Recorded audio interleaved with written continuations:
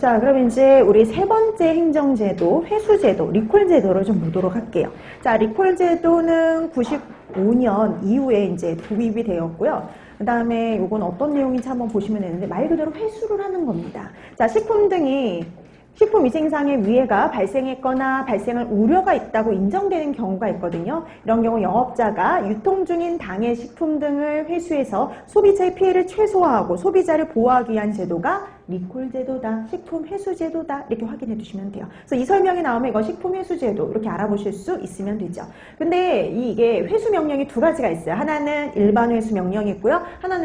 또 하나는 이제 긴급 회수명령이 있어요. 그래서 일반 회수명령은 일반적인 경우라고 생각하시면 됩니다. 그래서 일반적으로 우리가 생각하듯이 똑같아요. 그래서 식품 등을 섭취하거나 사용할 때 수입업자, 판매업자가요. 식품위생상에 위해가 발생했거나 발생할 우려가 있다고 인정될 때 있죠. 우리 아까 했던 거랑 똑같이 그 상황일 때 지체 없이 그 사실을 국민에게 알리고 유통 중인 식품을 자진 회수하는 거예요. 그러니까 뭐 위생상 문제가 발생했거나 발생할 우려가 있다라고 생각이 될 때 지체 없이 국민에게 알리고 그 다음에 유통 중인 식품 등을 자진 회수하는 게 일반 회수. 근데 긴급 회수가 될 때가 있거든요. 긴급 회수. 자, 식품 등의 병원성 미생물이나 유독 유해물질들이 들어있거나 오염되어 있어서요. 인체를 해를 주었거나요. 사망자가 발생하는 경우가 있어요. 이런 경우라든지 아니면 그런 가능성이 있다고 인정이 될 때 이때는요. 식약처장, 시도지사, 시장군수, 구청장 여기에서요. 식품회수평가위원회를 거치지 않고요. 바로 회수 조치하도록 하는 거. 그게 바로 긴급회수라고 보시면 돼요. 그러니까 좀 더 문제가 큰 경우라고 보시면 돼요. 그래서 인체에 유해가 될 가능성이 훨씬 더 높을 때, 그걸 위해서 사망자가 발생하거나 사망할 가능성이 있을 때, 이럴 적에는 긴급 회수 명령을 내린다라고 보시면 되는 겁니다. 자, 그래서 식품위생상 문제가 있거나 아니면 문제가 있을 가능성이 있을 때 회수하도록 하는 제도가요. 회수제도, 리콜제도다라고 확인해 두시면 됩니다. 자, 그다음에 마지막이죠. 식품제조물 책임법. 그래서 물품을 우리가 이제 이렇게 제조하거나요. 가공한 자에게 그 물품의 결함으로 인해서 발생할 생명, 신체의 손상 또는 재산상의 손해에 대해서요. 손해배상의 의무를 지우는 법이 바로 뭐냐면 식품제조물 책임법이에요.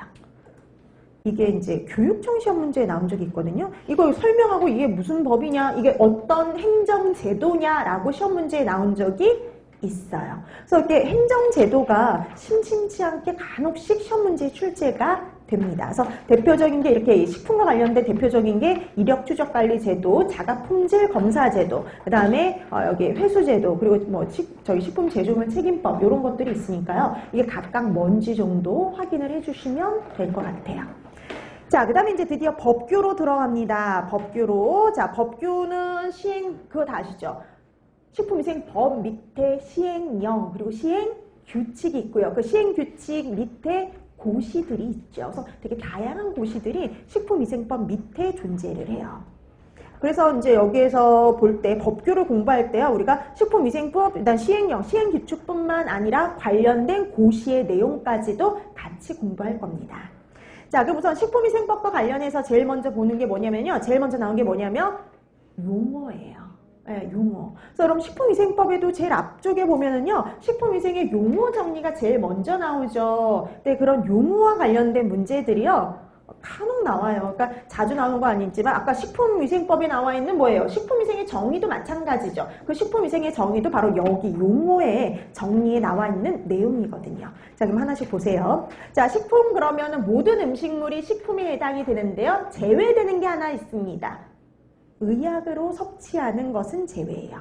그러니까 의약으로 섭취하는 걸 제외하고 모든 음식물은 다 식품이다. 이렇게 보시면 되지요. 그 다음에 식품 첨가물의 정의 한번 보실래요? 요거 이제 바뀌었는데요. 식품을 제조, 가공, 조리, 보존하는 과정에서 감미, 착색, 표백 또는 산화 방지 등의 목적으로요. 식품에 사용하는 물질, 이거를요. 식품 첨가물이다. 이렇게 정의하고 있어요.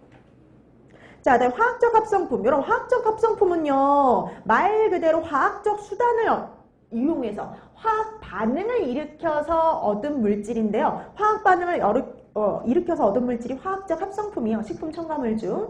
아까 그랬죠. 식품 첨가물은 천연 첨가물하고요. 화학적 합성품으로 나눌 수 있다라고 했죠. 화학적 합성품이 바로 화학 반응을 일으켜서 얻은 물질이에요. 근데 단 뭐가 제외되냐면 분해 반응이에요.